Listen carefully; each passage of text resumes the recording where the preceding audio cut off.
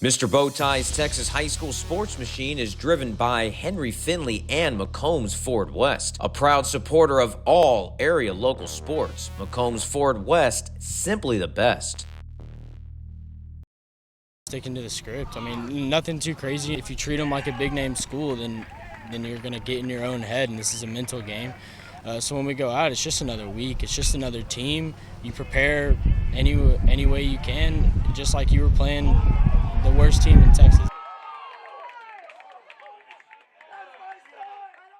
Mr. Bowtie here. Keep banging home that YouTube subscribe button so that way you can stay up to date on all the local coverage not found elsewhere, and follow me on Twitter at Mr. Bowtie 1982. It's fast, it's free, and you'll make my mother proud.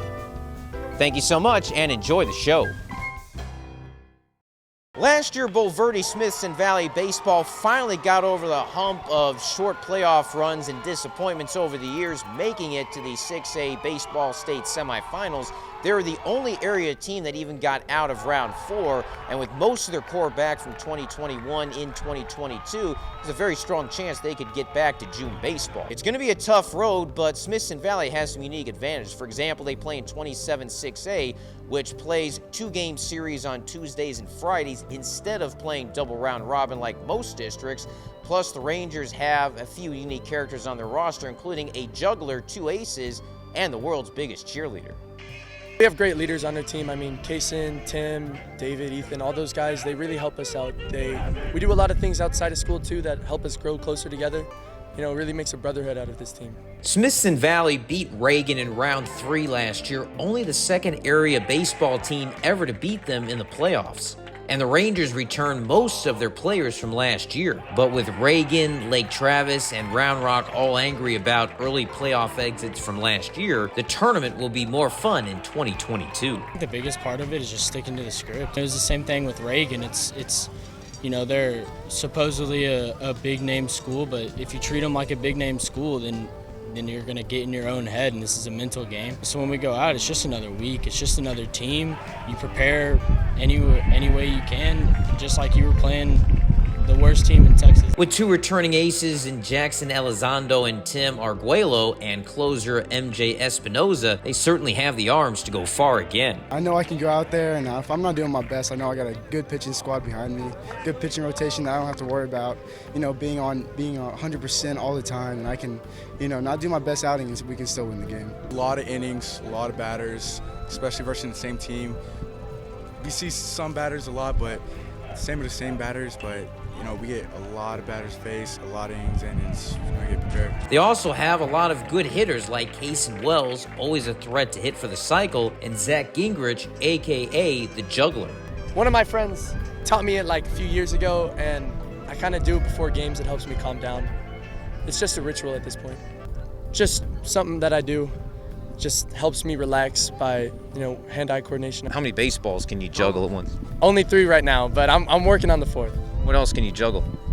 You know, I've only really tried to juggle baseballs. I haven't really tried to juggle anything else yet.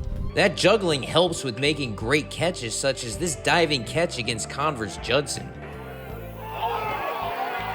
Tim made a great pitch, you know, jammed the guy in, and Kasen helped me out a little bit. He was like, in, and I just ran in. I didn't want it to drop, so I just made a play on it. 27-6A is one of several districts across the state that don't go traditional double round robin, but instead play 2-game series that help simulate the playoff rounds, and that was a big reason why the Rangers played into June last year. Adjust quickest, you know, because when we go to playoffs, it's basically kind of the same thing like district, where you just gotta adjust quick. I really like the way it's played because you get to see a team and they're full, their best pitchers, you get to see their best hitters, and you get to see everything that they got. I like seeing the same team, the same coaching. Like you can tell with the same pitching staff, it's the same style of coaching, and I like seeing that back to back in the same week. Playoff type situation throughout the whole district play, and you know, we can start off the series with a win, and that's always good. It's a lot better on our pitchers.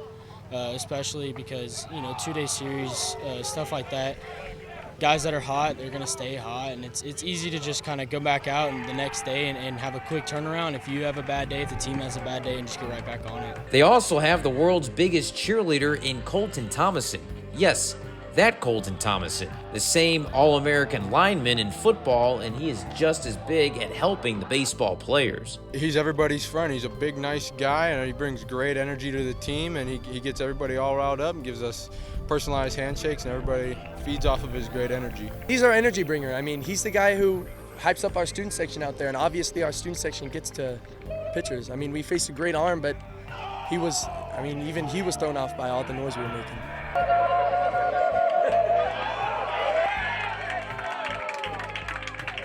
In fact, they were thinking so highly of me, they came up with this cheer.